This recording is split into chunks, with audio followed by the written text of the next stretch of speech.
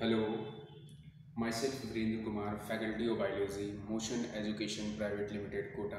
ठीक बच्चों, आज हम लोग कुछ जेनेटिकल डिजीज के बारे में देखते हैं। ठीक, जैसे जेनेटिक्स में अगर बात करें तो हम लोग बहुत सारे जेनेटिकल डिजीज देखते हैं, जैसे कलर ब्लाइंडनेस हो गया, हीमोफीलिया हो गया, ठीक, आपका ये नाइट ब्लाइंडनेस हो गया, ठीक, ऐसे बहुत सारे डिजीज हैं। ठीक, तो उसमें से हम आज एक कोई डिजीज के बारे में जिक्र करते हैं, ठीक, चर्चा करते हैं, हम लोग देखते हैं कैसे होता है वो। ठीक, तो बेटा आज हम लोग जो डिजीज पढ़ने वाले हैं वो है हमारा कलर ब्लाइंडनेस।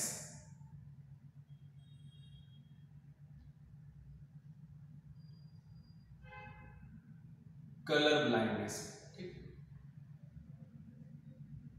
ये हम लोग डिजीज आज हम लोग पढ़ेंगे। ठीक, एक जेनेटिकल डिजीज होता है बेटा, और ये बहुत ही इंपॉर्टेंट डिजीज है in the point of view NEET और एम्स पर्पस के लिए। ठीक, क्योंकि इससे क्वेश्चंस हमेशा आते हैं। ठीक, देखो जेनेटिकल डिजीज का अगर हम बात करें तो जैसे हम कलर ब्लाइंडनेस का ही बात करें, ठीक, तो ये एक एक्स लिंक्ड रिसेसिव डिजीज होता है। कैसा होता है ये? एक्स लिंक्ड रेसेसिव डिजीज होता है। कैसा है ये?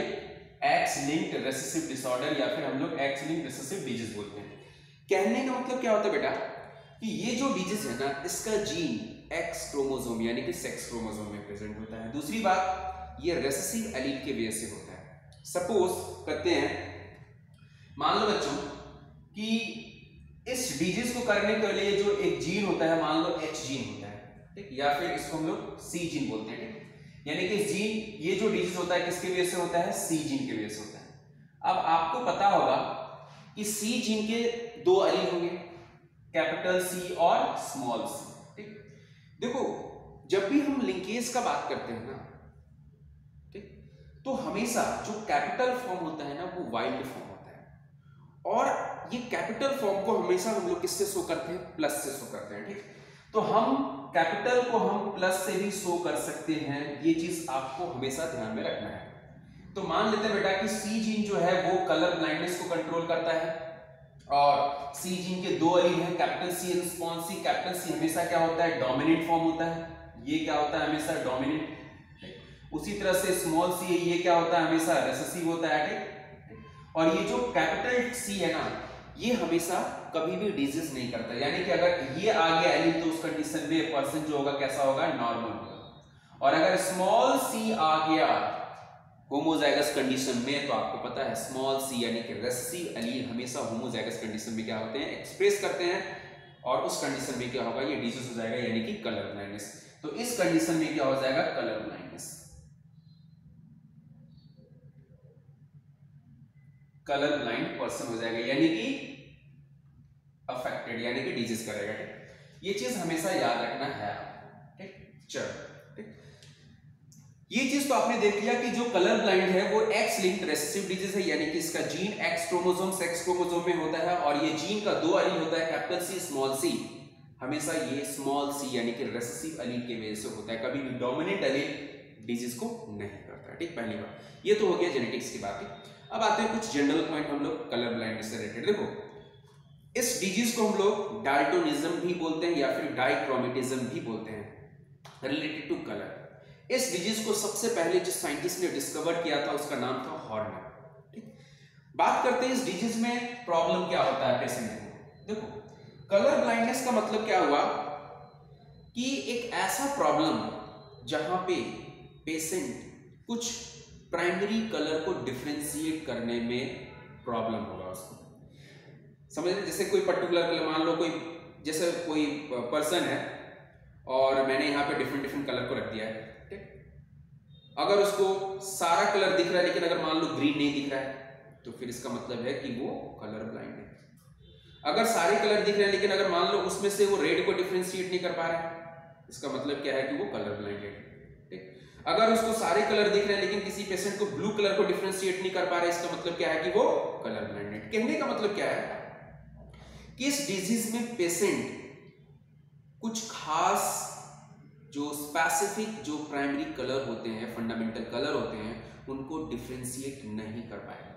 ठीक, तो इस डिजीज को हम लोग क्या बोलते हैं, कलर ब्लाइंड डिजीज। क्या बोलेंगे इसको हम लोग, कलर ब्लाइंड। ठीक, अब देखो किस तरह के कलर को डिफरेंशिएट नहीं कर पा रहा है, इसके बेसिस पे जो कलर ब्लाइंडनेस होता है वो 3 तरह का होता है। ठीक, अगर कोई पेशेंट रेड कलर को अगर डिफरेंशिएट नहीं कर पा रहा है, बाकी कलर को वो डिफरेंशिएट कर ले रहा है, लेकिन अगर वो रेड कलर को डिफरेंशिएट नहीं कर पा रहा है, इसका मतलब है कि वो क्या कहलाएगा, इस तरह के कलर ब्लाइंडनेस को बोलते हैं हम लोग प्रोटोनिपिया।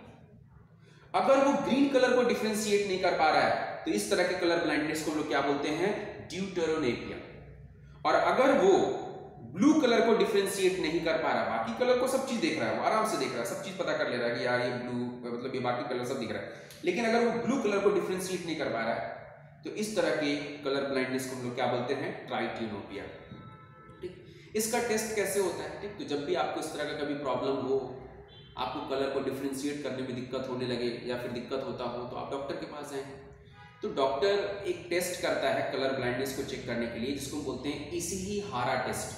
ठीक, उस इशिहारा टेस्ट में क्या होता है बेटा, वो जस्ट लाइक वैसे ही होता है जैसे आप आइज का टेस्ट करने के लिए जाते हैं, तो डॉक्टर क्या करता है, सामने एक ABCD वाला रख देता है आपके सामने, कुछ बड़े लिखे होते हैं, कभी छोटे छोटे लिखे होते हैं, ऐसे करके। ठीक, उसी तरह से एक बड़ा सा प्लेट होता है जिसको हम बोलते हैं इशिहारा कार्ड बोलते हैं। ठीक, और उस कार्ड में अलग अलग कलर के वहां पे शेडेड होते हैं, अलग अलग कलर वहां पे होते हैं। ठीक, और करीब 40 इंच 40 इंच आपसे 40 इंच के आगे, आपसे 40 इंच पे उस इशिहारा कार्ड को रखा जाता है और विद इन 15 सेकेंड आपको देखने के लिए बोला जाता है।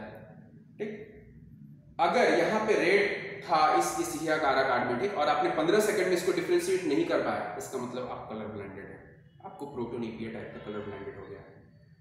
अगर यहाँ पे ग्रीन कलर था और आपने उसको डिफरेंशिएट नहीं कर पाया, देखिए, इसका मतलब आपको ड्यूटेरोनोपिया हो गया।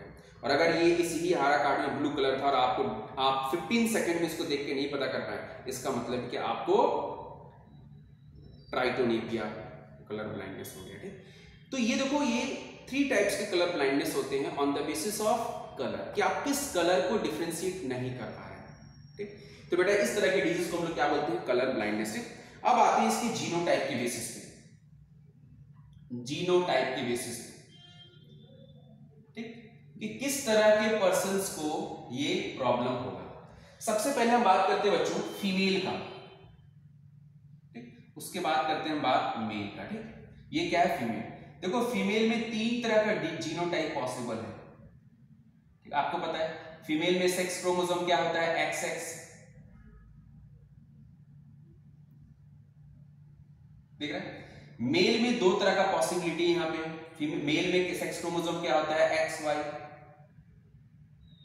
देख रहे, ये जो जीन है हीमोफीलिया से रिलेटेड जो जीन है, X लिंक्ड जीन, वो कहां पे होता है, सेक्स क्रोमोसोम X में, इसलिए इसको बोलते हैं X लिंक। और रेसेसिव एलील की वजह से होता है तो रेसेसिव डिजीज। ठीक है, तो सपोज करो बेटा कि जो फीमेल का जो सेक्स क्रोमोसोम है, अगर उसमें दोनों डोमिनेंट एलील अगर आ जाए प्लस, तो इस कंडीशन को हम लोग क्या बोलेंगे, इस कंडीशन को क्या बोलेंगे हम लोग, होमोजाइगस डोमिनेंट।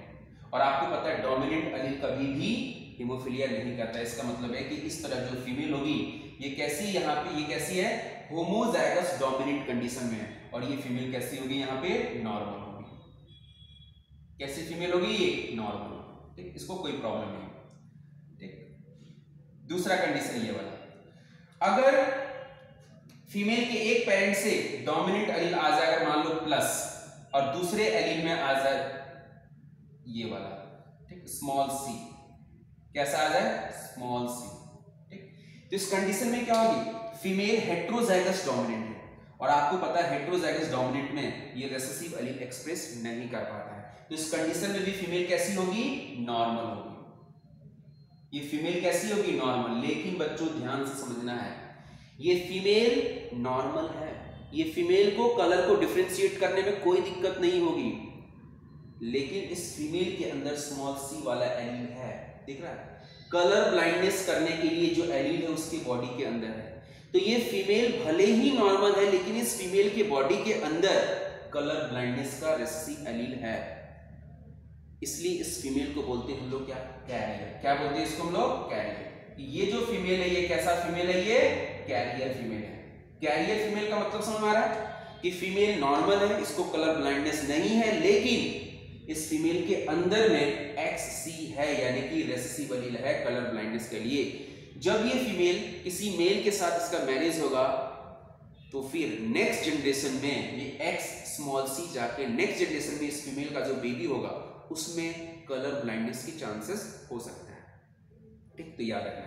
तीसरा कॉम्बिनेशन क्या है बेटा कि अगर c और c कंडीशन आ जाए यानी कि रेसेसिव एलील होमोजाइगस कंडीशन में आ जाए, तो जैसे ही रेसेसिव एलील होमोजाइगस कंडीशन में आएगा तो आपको पता है ये दोनों क्या होगा, जैसे ही रेसेसिव एलील होमोजाइगस कंडीशन में आएगा अपने आप को एक्सप्रेस करेगा और इस कंडीशन में क्या होगा, फीमेल कलर ब्लाइंड हो जाएगी यानी कि फीमेल अफेक्टेड हो जाएगी। ये फीमेल कैसी हो जाएगी, यहाँ पे कलर ब्लाइंड हो जाएगी। देख रहे, तो याद रखना है कि कलर ब्लाइंडनेस के केस में 3 टाइप के जीनोटाइप में सिर्फ 1 टाइप ऑफ जीनोटाइप्स में ही फीमेल कलर ब्लाइंड हो रही यानी कि 33% चांसेस से फीमेल कलर ब्लाइंड होगी। ठीक, अब बात करते हैं हम मेल में। देखो बेटा मेल में अगर हम बात करें तो मेल में X क्रोमोसोम, ये जो जीन है कलर ब्लाइंडनेस का किसमें X क्रोमोसोम में, Y क्रोमोसोम में तो होता ही है, यानी कि मेल में हेमीजाइगस कंडीशन है। तो अगर ऐसा कंडीशन आ गया X+Y तो इस कंडीशन को क्या बोलते हैं हम लोग, हेमीजाइगस कंडीशन। और हेमीजाइगस कंडीशन जब भी आ जाए ना तो फिर एक एलील से ही सारा फिनोटाइप आ जाता है, यानी कि अगर X+Y आ गया इसका मतलब है ये, यानी कि ये मेल कैसा होगा, नॉर्मल। कैसा होगा ये मेल, नॉर्मल, इसको कलर ब्लाइंड नहीं होगा। लेकिन दूसरा कॉम्बिनेशन क्या हो सकता है कि अगर मान लो मेल में जो X है वो c लेके आ गया, देख रहे हैं, तो इस कंडीशन में देखो, इस कंडीशन में इस c रेसेसिव एलील को पेयरिंग होने का कोई जरूरत नहीं क्योंकि इसका होमोलोगस क्रोमोसोम है ही, तो इसका एक ही क्रोमोसोम से क्या होगा, डिजीज एक्सप्रेस हो जाएगा। और इस कंडीशन को क्या बोलते हैं हम लोग, हेमीजाइगस कंडीशन। तो देखो इस कंडीशन में जो मेल होगा कैसा होगा, अफेक्टेड यानी कि कलर ब्लाइंडेड। कैसा हो जाएगा, ये मेल कलर ब्लाइंड हो जाएगा, दिख रहा है। तो देखो मेल और फीमेल में अगर बात करें तो कलर ब्लाइंड होने की अगर प्रोबेबिलिटी, अगर परसेंटेज अगर पूछा जाए तो मेल में बेटा हेमीजाइगस कंडीशन होने की वजह से 50-50 चांसेस कि 50% मेल कलर ब्लाइंड हो और 50% मेल नॉर्मल हो।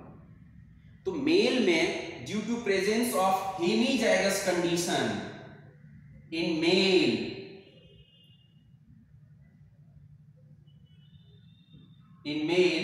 due to hemizygous condition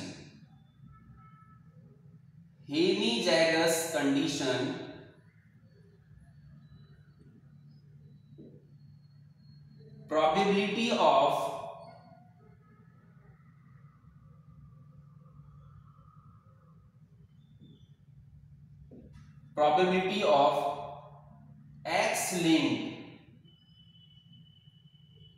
recessive disease is more, ठीक है, due to hemizygous condition probability of X-linked recessive disease is more। किसके वजह से है, हेमीजाइगस कंडीशन की वजह से, ठीक है। तो हेमीजाइगस कंडीशन की वजह से मेल में 50% चांस है कि कलर ब्लाइंड हो और 50% चांस है कि नॉर्मल, दिख रहा है। और जबकि फीमेल में क्या है बेटा, फीमेल में होमोजाइगस हेटेरोजाइगस कंडीशन है, तो फीमेल में देखो तीन तरह का कॉम्बिनेशन, 3 टाइप का कॉम्बिनेशन, उसमें से एक कॉम्बिनेशन जिसकी वजह से कलर ब्लाइंड हो सकती है और 2 कॉम्बिनेशन में फीमेल नॉर्मल रहती है, ठीक। तो फीमेल में कलर ब्लाइंड होने की परसेंटेज कितना है, मात्र 33% के आसपास, जबकि मेल में 50% कलर ब्लाइंड होने की चांसेस है, ठीक। समझे। तो ये बेटा ये क्या था, जीनोटाइप था कलर ब्लाइंडनेस का, ठीक। तो कलर ब्लाइंडनेस क्या है, एक X-linked रेसेसिव डिजीज है। ये इस डिजीज का जीन X क्रोमोसोम में होता है और ये रेसेसिव एलील की वजह से होता है। मेल में और फीमेल में अगर देखा जाए तो फीमेल में 3 टाइप का जीनोटाइप पॉसिबल है, मेल में 2 टाइप ऑफ जीनोटाइप पॉसिबल है। फीमेल में सिर्फ 3 टाइप्स यानी कि 33% चांसेस होता है कि कलर ब्लाइंड होने का, जबकि मेल में 50-50 चांस यानी कि 50% चांस होता है कलर ब्लाइंडनेस होने के लिए। और ऐसा क्यों होता है, due to presence of hemizygous condition in male, ठीक है बेटा, बाय।